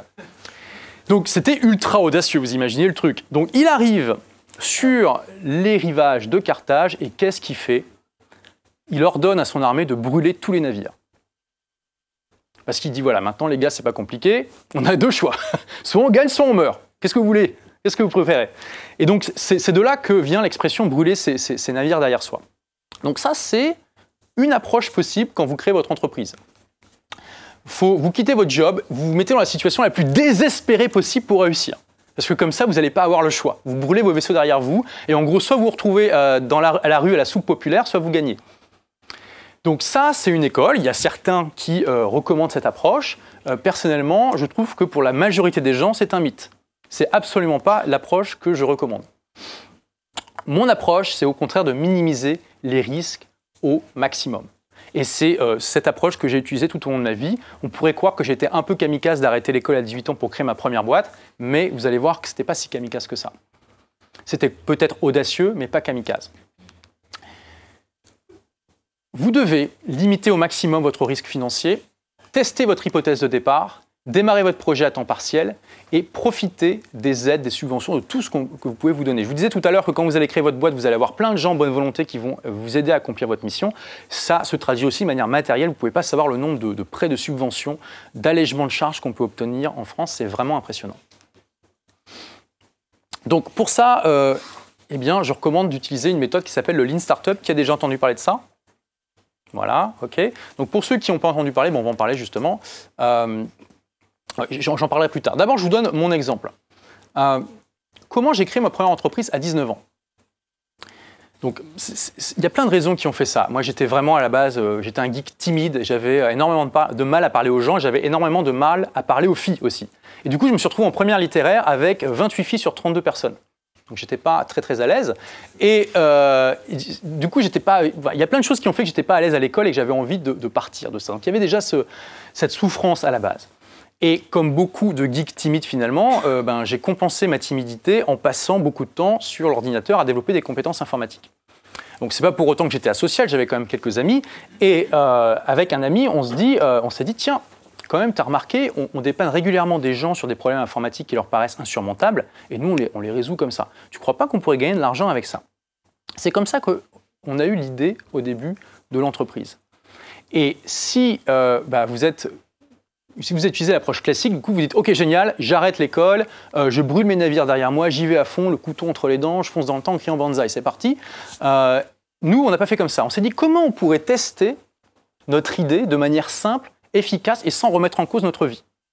Et on a trouvé un truc tout simple. On s'est dit « C'est simple, on va passer une petite annonce dans un journal d'annonce locale pour proposer nos services, puis on verra bien ce qui se passe. » Et c'est ce qu'on a fait. On a fait donc un test sur le terrain qui s'est très bien passé. Puisque, je ne sais pas si je l'avais mis là, on avait investi à l'époque 60 francs, c'était en 1999, c'était encore en francs, 60 francs pour la petite annonce, on a eu 5000 francs de chiffre d'affaires en un mois. Et à l'époque, moi j'avais 18 ans, j'avais 50 francs d'argent de poche par semaine de mon père, donc 5000 francs en un mois, j'ai fait waouh, sympa. Donc c'est ça, c'est ce test-là sur le terrain qui m'a donné la confiance nécessaire pour arrêter ma boîte arrêter l'école à 18 ans et créer ma boîte à 19. Je ne l'ai pas fait sur un coup de tête comme ça. J'avais été sur le terrain, j'avais rencontré les clients, ils m'avaient donné de l'argent, j'ai vu que j'avais des compétences effectivement qui étaient utiles, etc. etc. Et c'est ça l'approche Lean Startup au final.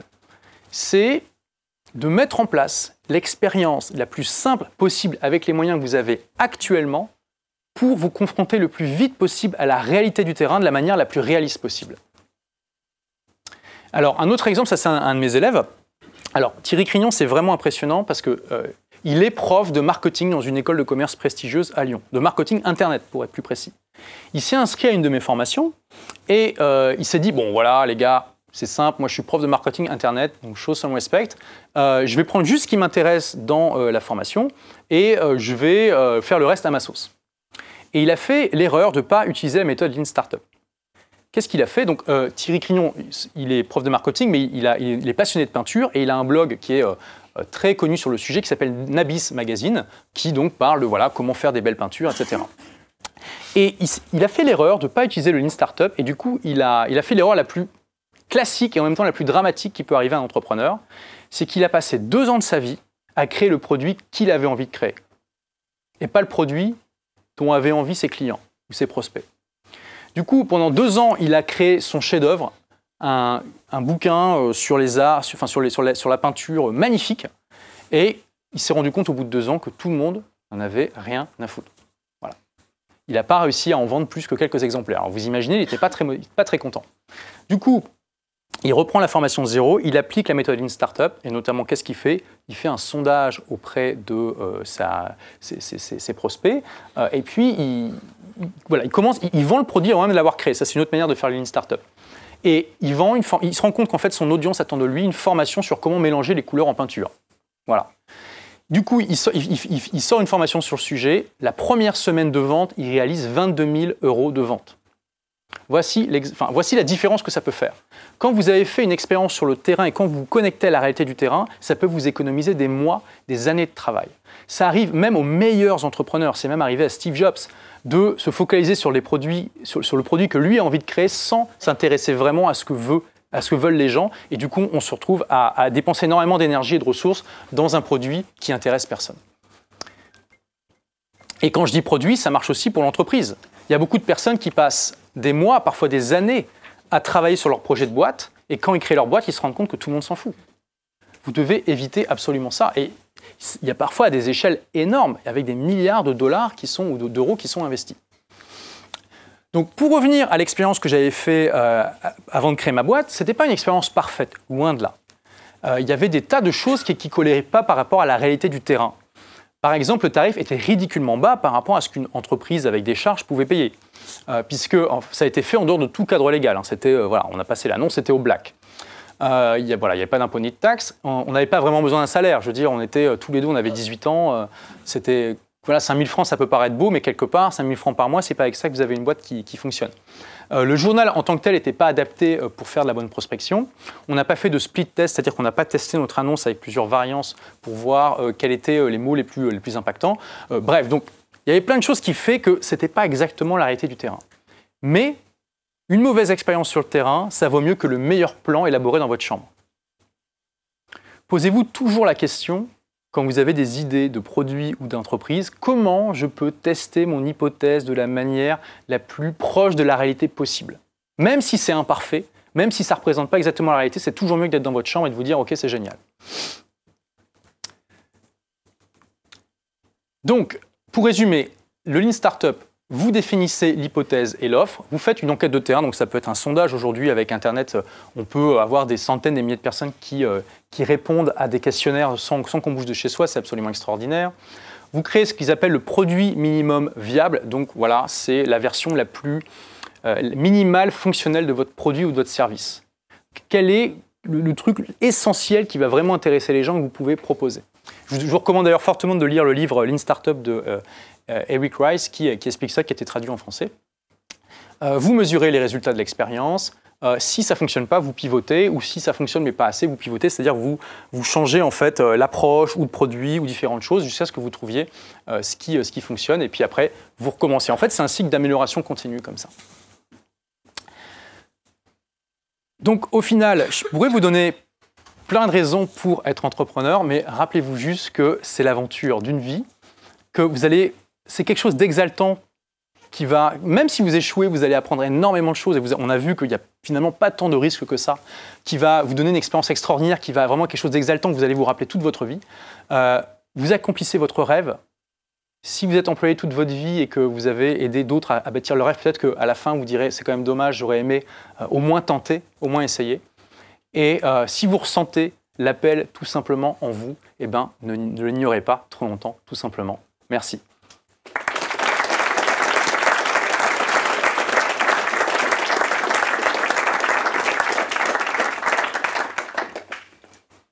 Du coup, je ne sais pas combien de temps on a par rapport au... Mais je vais prendre des questions. C'est bon? Il reste combien de temps? Il est 16h10. Est-ce que je peux avoir un peu d'eau? Alors, qui a des questions par rapport à tout ce qu'on a vu? Ou peut-être que vous avez des projets entrepreneuriat que vous voulez partager? Je ne sais pas. Oui?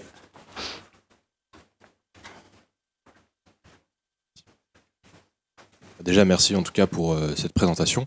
Moi, je voulais vous demander par rapport au fait que vous avez parlé du coup au début de votre conférence de tous les collaborateurs qui vous ont entouré pour créer votre entreprise, de la motivation qui était nécessaire, et du coup, à la fin du Lean Startup qui permettait de changer les pivots une fois qu'on avait testé quelque chose.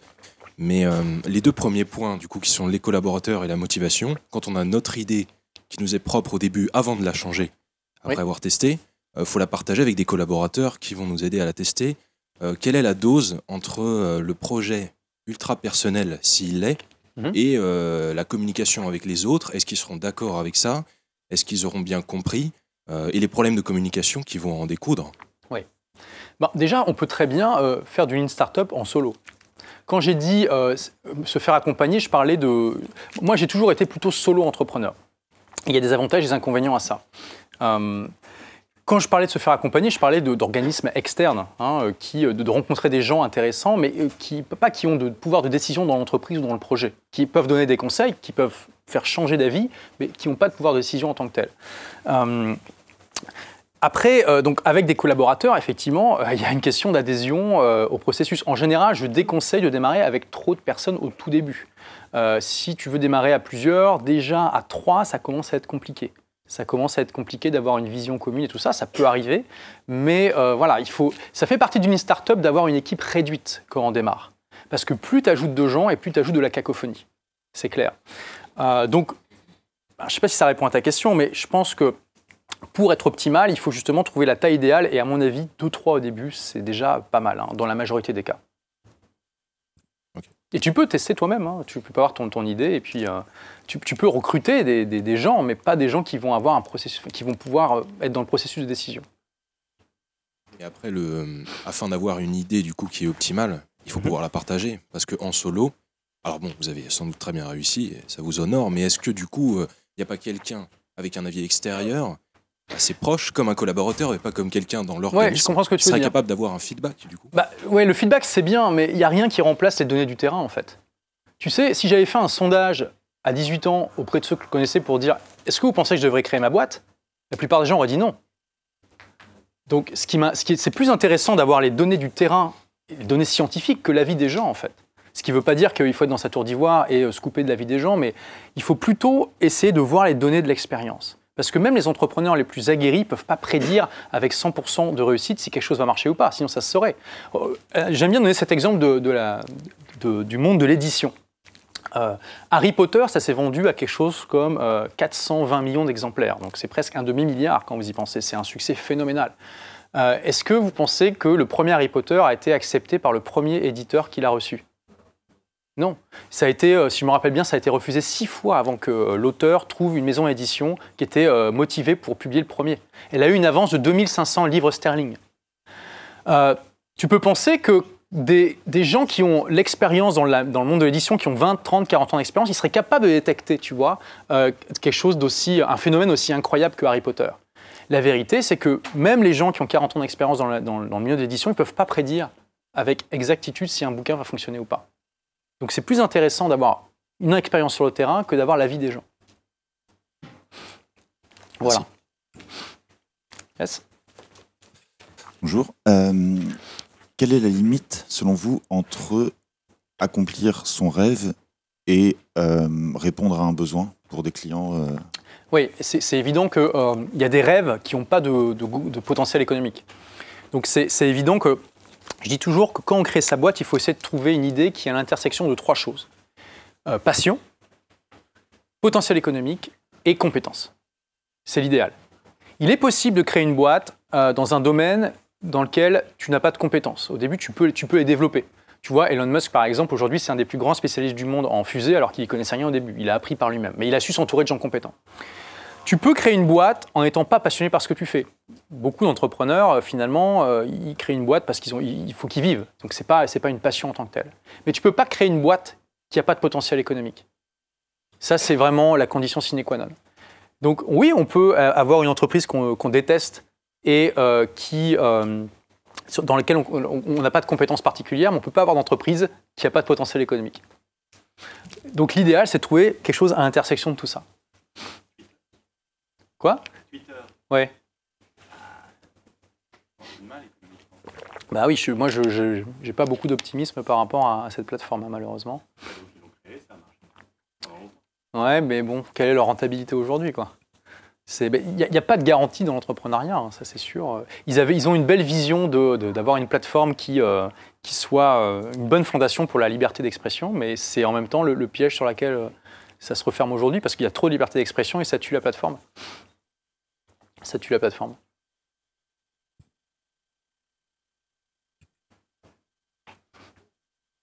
Donc, bonjour, moi je voudrais savoir justement, parce qu'on parle du potentiel économique, par exemple, si on a une idée qu'on pense innovante, est-ce que par rapport à d'autres entreprises qui vont déjà être sur le marché et qui, elles, auront tout ce qui va être recherche et développement et les moyens financiers derrière pour pouvoir le faire, est-ce qu'on ne risque pas de s'engouffrer dans un marché qui peut être déjà bouché ou autre Si, c'est un risque, oui.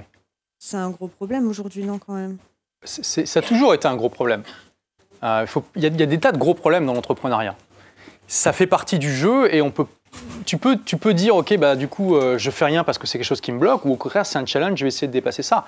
Il y a un livre excellent, justement, exactement sur ce point que tu as évoqué, c'est Stratégie Océan Bleu. Et ça fait partie, tu vois, des choses intéressantes en entrepreneuriat. Tu vois un problème, tu sais qu'il y a déjà des gens qui ont mis en place des méthodes pour essayer de le résoudre en général. Donc du coup, tu peux lire des bouquins qui vont te former à ça et c'est quelque chose de motivant parce que tu vas lire des choses concrètes que tu vas pouvoir appliquer dans ta stratégie de création d'entreprise. Et dans la stratégie Océan Bleu, eh bien, les auteurs donnent une méthode. Ils disent justement que la plupart des gens créent des boîtes dans l'océan qui est rouge de sang, du sang de leurs compétiteurs et que du coup, tout le monde se bat pour le même truc, alors que tu peux essayer de créer des nouveaux marchés par toi-même, en fait. Il donne l'exemple pour ça du Cirque du Soleil. Tout le monde connaît le Cirque du Soleil ? Voilà, parce que le Cirque du Soleil, ils ont créé une nouvelle branche du divertissement, en fait. Comment ils ont fait ça ? Ils ont mixé des choses qui existaient déjà avant. Ils ont créé un mix qui est en lui-même original. Ils ont pris un petit peu de burlesque, un petit peu de cirque, un petit peu d'autres choses, des techniques, des stratégies, des concerts, des groupes, etc. Ils en ont fait quelque chose de nouveau qui fait qu'aujourd'hui, ils ont créé un nouveau marché par eux-mêmes. Et après, des compétiteurs sont arrivés dans ce marché-là, mais eux, ils ont la position prééminente. Donc il est possible d'essayer de mixer des choses déjà existantes pour créer quelque chose de nouveau. Et au-delà de ça, il y a des tas de manières de se différencier de la compétition aujourd'hui, notamment par les nouvelles technologies. On a encore des vieux dinosaures, y compris des grosses boîtes avec beaucoup de moyens, qui n'ont toujours pas compris comment ça marche Internet. Hein. C'est fou. Yes.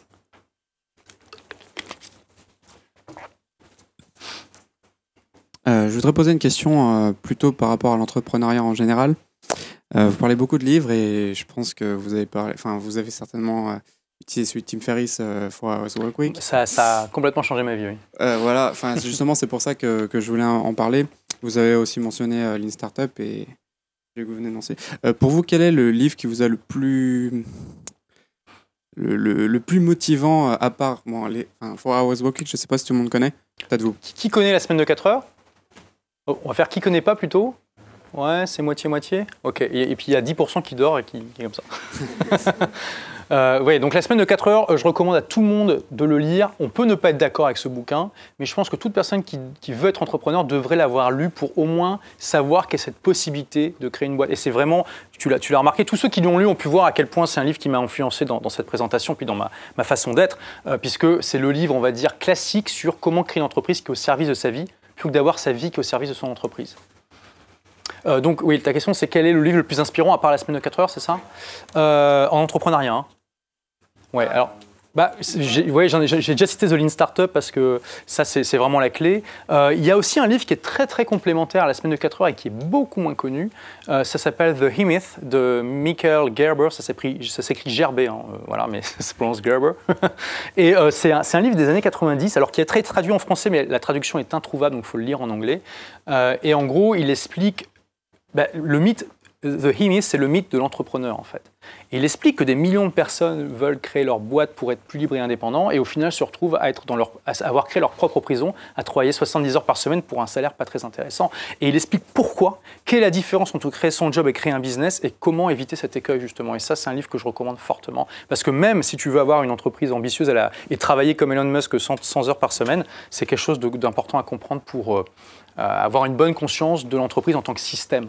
Je pense que la grosse différence, c'est que il y a la différence de travailler 70 heures parce qu'on n'a pas le choix.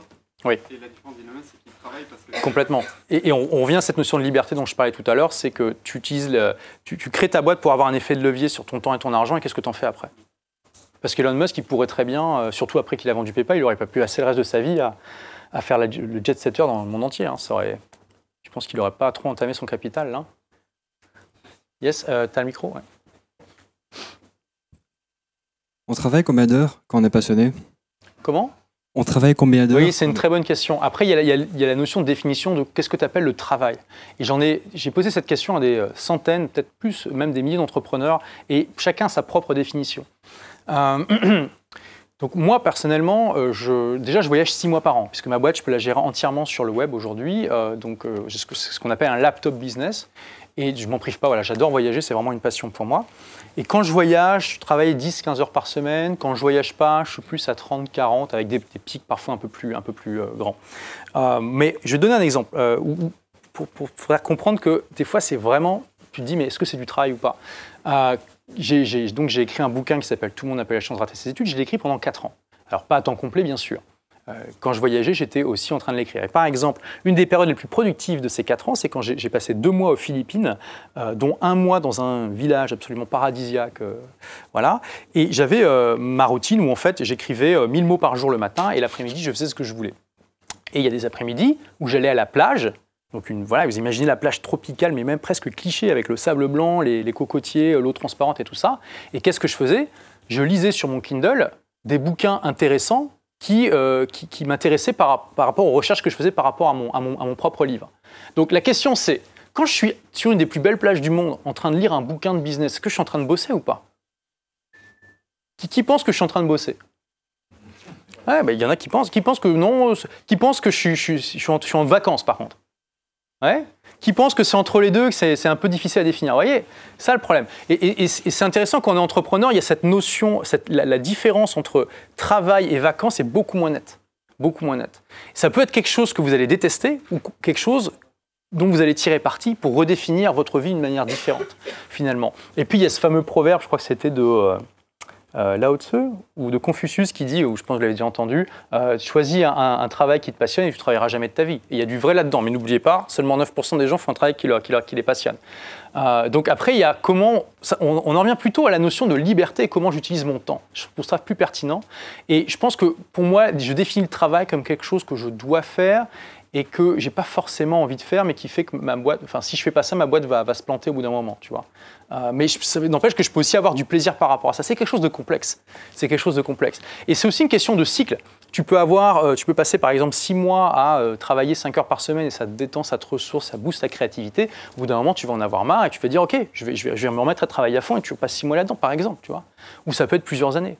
Vous n'êtes pas figé dans un comportement particulier. Il peut y avoir plusieurs manières d'être entrepreneur et de voies à explorer tout au long de votre vie.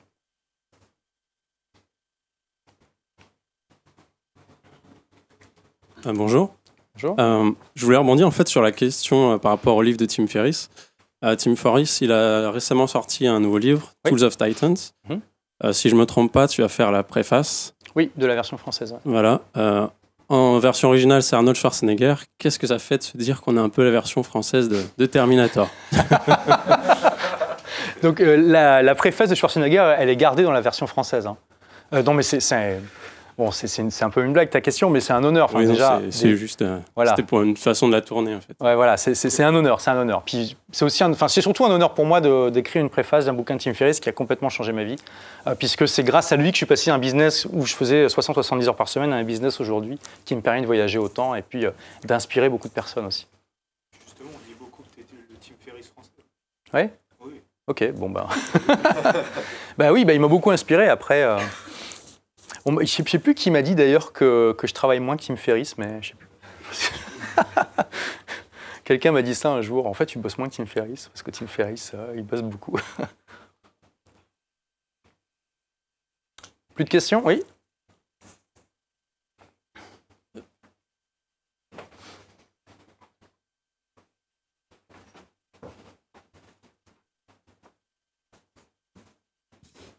Est-ce que vous avez des employés? Alors aujourd'hui, je n'ai pas d'employés. J'ai fait le choix d'avoir une structure qui est extrêmement souple et j'ai des prestataires qui travaillent pour moi. Certains d'entre eux sont presque des employés, puisqu'ils travaillent presque à temps complet pour moi, on va dire une 30aine d'heures par semaine. Mais voilà, j'ai que des prestataires et qui d'ailleurs sont partout dans le monde. Donc dans votre première boîte, vous aviez des employés? Oui, oui, oui.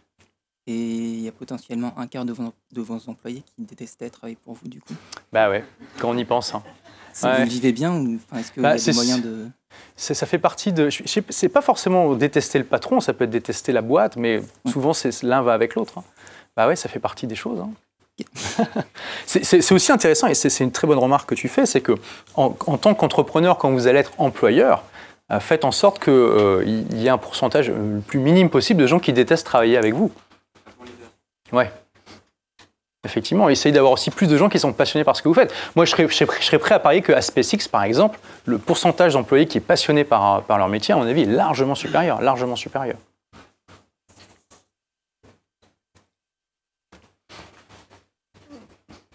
C'est bon, plus de questions? Merci. Merci.